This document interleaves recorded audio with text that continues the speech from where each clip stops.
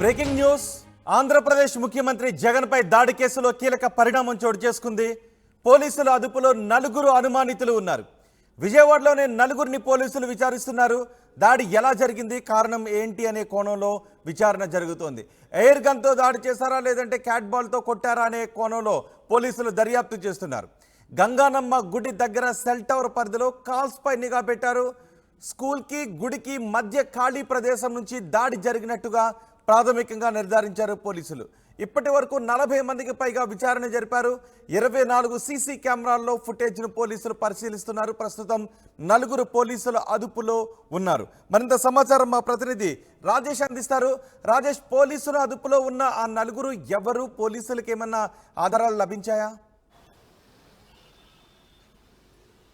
4ని అదుపులో తీసుకుని విచారణ అయితే చేస్తున్నారు. వాళ్ళ దగ్గర నుంచి సమాచారాన్ని అయితే రాబట్టే పనిలో పోలీసులు ఉన్నారని చెప్పాలి. ఈ కేసుకు సంబంధించి అంటే ముఖ్యమంత్రి జగన్మోహన్ రెడ్డి మీద దాడి ఘటన సంబంధించినటువంటి అంశంలో మొత్తం 6 బృందాలుగా ఏర్పాటు చేసి ఈ పోలీసు సంబంధించిన విచారణ చేస్తున్నారు. డీసీపీ హరికృష్ణ ఆధ్వర్యంలో 6 బృందాలు, ప్రత్యేక బృందాలు ఏర్పాటు చేశారు. అటు టాస్క్ ఫోర్సు, సిసిఎస్, అదేవిధంగా cyber crime, law and order 4 డిపార్ట్మెంట్లు 4 వింగులు కూడా ఈ కేసుకు సంబంధించినటువంటి అంశంలో విచారణ చేస్తూ ఉన్నారు. ప్రధానంగా చూస్తే కనుక ఈ కేసులో దాడి ఎక్కడి నుంచి జరిగింది, ఉపయోగించిన ఆయుధం ఏంటి, ఇదే 2 కీలక అంశాలుగా మారాయి. దాడి చేసింది ఆ స్కూలు, అదేవిధంగా గంగానమ్మ గుడి మధ్యలో ఖాళీ ఉంది, గోడ ఉంది. ఆ గోడ నిలబడి అక్కడి నుంచి దాడి చేసి అటువైపు నుంచి పారిపోయి వెనకాల ఓపెన్ గ్రౌండ్ ఉంది, అటువైపు పారిపోయారనే కోణంలోనే పోలీసులు విచారణ చేస్తున్నారు. ఎందుకంటే అక్కడ గోడ మీద కానించి స్కూల్ లోపల ఉంటే కనుక దాడి చేసి పారిపోవడానికి ఆస్కారం ఎంతవరకు ఉంటుంది, అదే గోడ అంటే స్కూల్ అదేవిధంగా గంగానమ్మ గుడి మధ్యలో ఉండి దాడి చేసిన తర్వాత పారిపోవడానికి ఆస్కారం ఎలా ఉంటుందని కోణంలో పోలీసులు విచారణ చేస్తున్నారు. రెండోది ఆయుధం ఎలాంటి ఆయుధం ఉపయోగించారు, క్యాట్ బాల్ అంటే పక్షుల్ని వేటాడే క్యాట్ బాల్ ఉపయోగించారా లేకపోతే ఎయిర్ గన్ ఉపయోగించారా అనే కోణంలో కూడా పోలీసులు విచారణ చేస్తున్నారు. ఎందుకంటే గాయం జరిగిన తీరు కానీ గాయం తీవ్రత పరిశీలించిన తర్వాత బలమైన ఆయుధాన్ని ఉపయోగించారు. గట్టిగా చాలా బలంగా లాగి రాయిని కానీ లేకపోతే ఏదైనా గుండు ఉపయోగించి ఉంటారనేది పోలీసులు విచారణ చేస్తున్నారు. ఇప్పటివరకు 40 మంది పైగా విచారణ చేశారు. కానీ నలుగురిని మాత్రం అదుపులో తీసుకుని విచారణ అయితే చేస్తున్న పరిస్థితి అయితే ఉంది. ముఖ్యంగా ఆ గంగానమ్మ గుడి సెంటర్ ప్రాంతంలో ఉన్నటువంటి అన్ని సీసీ కెమెరాలతో పాటు ఆ సెల్ టవర్ అంటే గంగానమ్మ గుడి ప్రాంతంలో ఉన్నటువంటి సెల్ టవర్కి గత 15 రోజులుగా ఎవరెవరికి కాల్స్ వచ్చాయి, ఏ నెంబర్కి ఎక్కువ కాల్స్ వచ్చాయి, అనుమానిత కాల్స్ ఏమని అన్ని కాల్ డేటా కూడా సేకరిస్తున్నారు. ముఖ్యమంత్రి జగన్మోహన్ రెడ్డి సింగినగర్ ప్రాంతంలోకి ఎంటర్ అయిన దగ్గర నుండి ప్రతి సీసీ కెమెరా ఫుటేజ్ని పరిశీలిస్తున్నారు. ముఖ్యంగా డాబాకొట్ల రోడ్డు అంటుంటారు, ఆ రోడ్డు ప్రాంతంలో జగన్మోహన్ రెడ్డి ఎంటర్ అయిన తర్వాత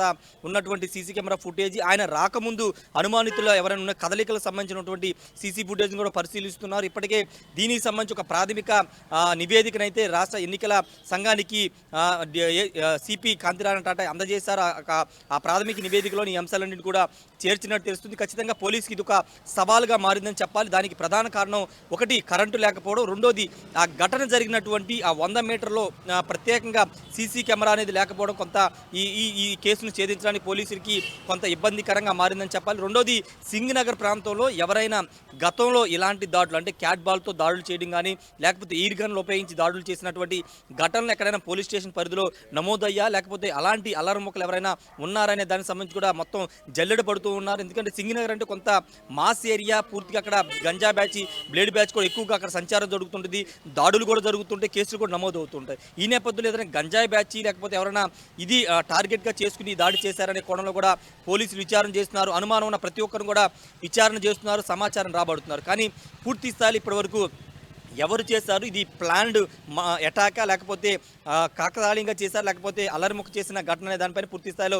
పోలీసులు నిర్ధారించినప్పటికీ వైసీపీకి సంబంధించిన నేతలు కానీ అటు సజ్జల రామకృష్ణారెడ్డి కానీ చాలా స్పష్టంగా చెప్తున్నారు ఇది ప్లాన్డ్ అటాక్ అని చెప్తున్నారు. ఇది ఎందుకంటే ముందస్తుగా అనుకుని పక్కా ప్లాన్ ప్రకారం అటాక్ చేశారు. అంటే ఆయన జగన్మోహన్ రెడ్డి బస్సు పైన నిలబడి అందరికి అటువైపు ఇటువైపు తిరిగి అభివాదం చేస్తున్న సందర్భంలో కొంత ఆయన అటువైపు మూవ్ అయిన సందర్భంలో ఆ గాయం పైన తగిలింది. ఒకవేళ ఆయన వాళ్ళ టార్గెట్ అది ఆ ప్లేస్ కాదు, వేరే ప్రాంతంలో అటాక్ చేయాలనుకున్నారు. జస్ట్ ఆ మూవ్మెంట్స్ కదలడం వల్ల జగన్మోహన్ రెడ్డి అటువైపు తిరగడం వల్ల ఈ దాడి ఆ కన్నుపైన జరిగింది, లేకపోతే పెద్ద ప్రమాదం జరిగేది. కాబట్టి ఇది ఖచ్చితంగా ఒక ప్లాన్డ్ అటాక్ అనేది వైసీపీ నేతలు చెప్తున్నారు. దానిలో భాగంగా నిన్న ఈసీని కూడా కలిసి ఫిర్యాదు చేసిన నేపథ్యం ఇప్పుడు పోలీసులు కూడా చాలా వేగంగా విచారణ చేస్తున్న నేపథ్యంలో అసలు నిందితులు ఎవరైనా దానిపైన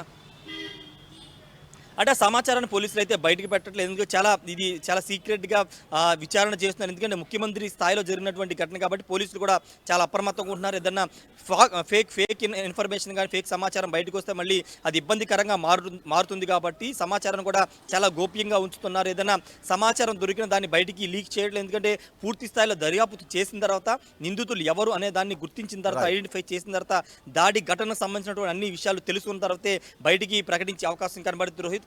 కాకపోతే ప్రత్యేక బృందాలు మాత్రం చాలా వేగంగా విచారణ చేస్తుంది. ఈ రోజు లేదా రేపు పూర్తి స్థాయిలో దీనిపైన ఒక క్లారిటీ అయితే వచ్చే అవకాశం అయితే కనబడుతుంది రోహిత్. రైట్ రాజేష్, ముఖ్యమంత్రి జగన్ పై దాడి కేసులో కీలక పరిణామం చోటు చేసుకుంది. పోలీసులు విచారణను వేగవంతం చేశారు. పోలీసుల అదుపులో 4 అనుమానితులు ఉన్నారు. విజయవాడలోని 4 పోలీసులు విచారిస్తున్నారు. దాడి ఎలా జరిగింది, కారణం ఏంటనే కోణంలో పోలీసుల విచారణ జరుగుతుంది. ఎయిర్ గన్తో దాడి చేశారా లేదంటే క్యాట్ బాల్తో కొట్టారా అనే కోణంలో దర్యాప్తు చేస్తున్నారు. గంగానమ్మ గుడి దగ్గర సెల్ టవర్ పరిధిలో కాల్స్ పై నిఘా పెట్టారు. స్కూల్కి గుడికి మధ్య ఖాళీ ప్రదేశం నుంచి దాడి జరిగినట్టుగా ప్రాథమికంగా నిర్ధారించారు. ఇప్పటి వరకు 40 మందికి పైగా విచారణ జరిపారు. 24 సీసీ కెమెరాల్లో ఫుటేజ్ను పరిశీలిస్తున్నారు పోలీసులు.